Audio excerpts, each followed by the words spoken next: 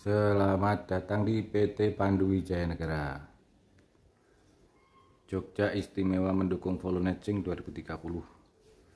Pak Sultan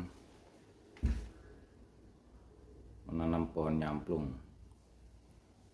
Solusi dekarbonisasi transisi energi. Indonesia Green Gold Project Agroforestry Nyamplung. Bioenergi and dekarbonisasi. Oke, saya ingin menerangkan tentang perubahan iklim dan solusinya. Jadi perubahan iklim itu parameternya adalah emisi karbon yang meningkat. Solusinya bagaimana? Solusinya tentu yang memenuhi syarat ini. Satu, layak lingkungan, manfaat bagi masyarakat, berkelanjutan baik di bidang sosial, ekonomi, lingkungan, dan kemanusiaan. Apabila ini tercapai, maka tercapailah iklim yang berkeadilan, yaitu semua makhluk berbahagia rahmatan lil alamin. Sekarang kita lihat, jadi solusinya itu apa? Karena emisi karbon naik, solusinya emisi karbon harus diturunkan. Dengan cara apa? Satu, teknologi dan alami, yaitu tanam pohon. Teknologi tidak menghasilkan oksigen, padahal kita perlu oksigen ini. Jadi kalau tanam pohon syaratnya dia menghasilkan oksigen toh, di samping menyerap karbon. Ditanam di lahan program agroforestry supaya dia ada tanaman hutan, tanaman pertanian, bisa peternakan, hasilnya diperdagangkan, dinikmati oleh masyarakat. Nah, syarat-syaratnya pohon ini apa? Syaratnya ini tadi, pohon yang ditanam harus layak lingkungan. Layak lingkungan itu maksudnya apa? Layak lingkungan itu ada daya dukung lingkungan, tidak ditebang lama, jadi bisa sampai 50 sampai 100 tahun. Dia menyerap emisi karbon, tidak menjadikan polusi, lalu menghasilkan minyak sebagai bahan baku bioenergi atau biosolar yang bisa sebagai bahan bakar tanpa menghasilkan emisi karbon. Nah, ini sangat bagus. Contohnya pohon nyamplung. Pohon nyamplung itu bisa daya dukung lingkungannya tinggi karena tidak ditebang 500 sampai 100 tahun dan menyerap emisi karbon, ya, menghasilkan minyak. Lalu dia bermanfaat bagi masyarakat, ada nilai ekonominya, buahnya bisa dijual. Lalu hasil trading karbonnya ini tadi, ini trading karbon ini bisa dibagi hasil dengan masyarakat yang menanam, baik menanam sendiri atau melalui BUMDes atau melalui tanah di desa kelurahan, ya. Lalu minyaknya bisa dijual, lingkungannya tetap bersih atau hijau. Jadi ini bisa berkelanjutan, pohonnya bisa ditanam ulang, bisa misal sudah tidak berbuah ditanam ulang lagi, terus gitu terus. Jadi untuk produksi minyak. Jadi intinya perubahan iklim ini bisa diatasi solusinya dengan menanam pohon nyamplung yang bisa layak lingkungan, bermanfaat bagi masyarakat, dan berkelanjutan di bidang sosial, ekonomi, lingkungan, iklimnya berkeadilan, ya, climate justice, semua makhluk berbahagia dan rahmatan lil alamin.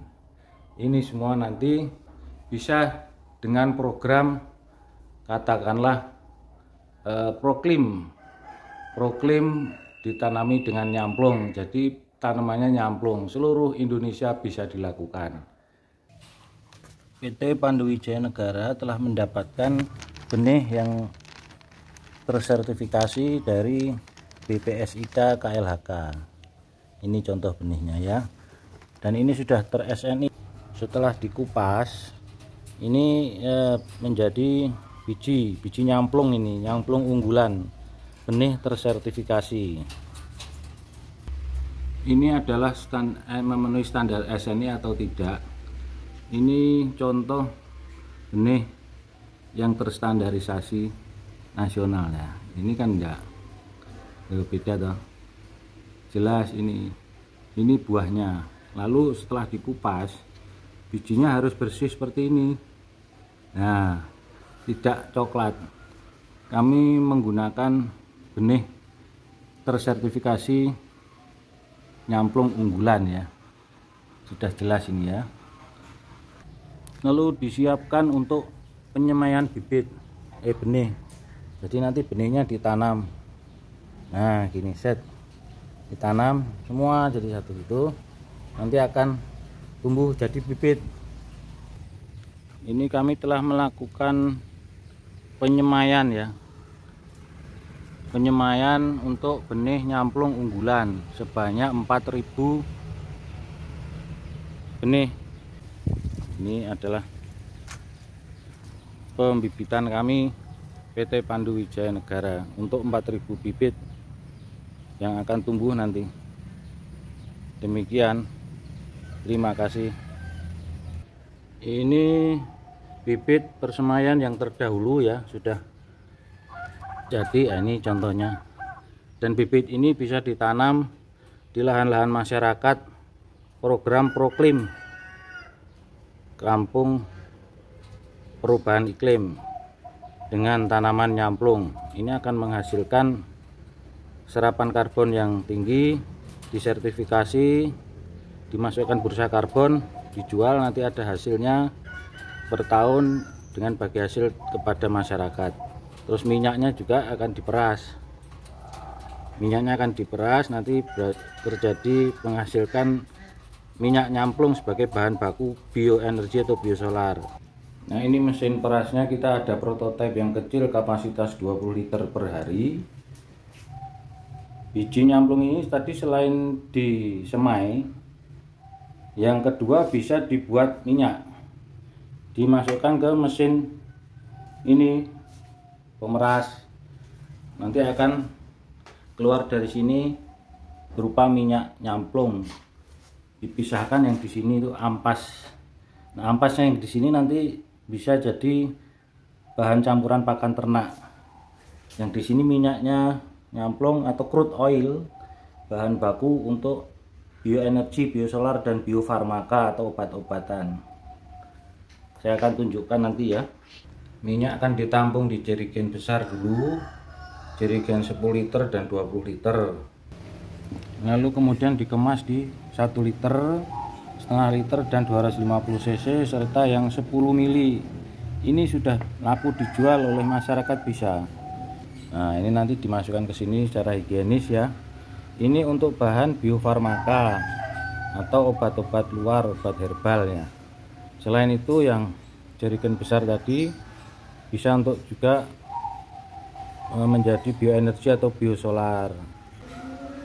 Tamanu oil, buah nyamplung 100% tanpa campuran tanah pengawet, alkohol, dan adiktif. Tamanu oil minyak nyamplung. Nyamplung dapat dengan perbaikan kulit. Ini kegunaan minyak nyamplung bisa dibaca ya. Nah, fungsinya ada antibakterial, memperlambat perkembangan. Ini yang untuk biofarmaka ya, untuk biofarmaka. Cara pemakaian: area kulit pagi siang malam rutin untuk batuk dan air panas. Oke, PT Pandu Wijaya Negara. Ini contoh agroforestry, nyamplungnya ditanam, dikombinasikan dengan pisang dan pepaya. Ini kebunnya, contoh agroforestry. Ini nyamplungnya nih. Ini nyamplung dengan pisang. Nah, ini kita juga untuk beternak ayam. Anak ayam itu, ayamnya kita lepas, dia makan sendiri, jadi kita nggak memberi makan ayam. Oke, terima kasih.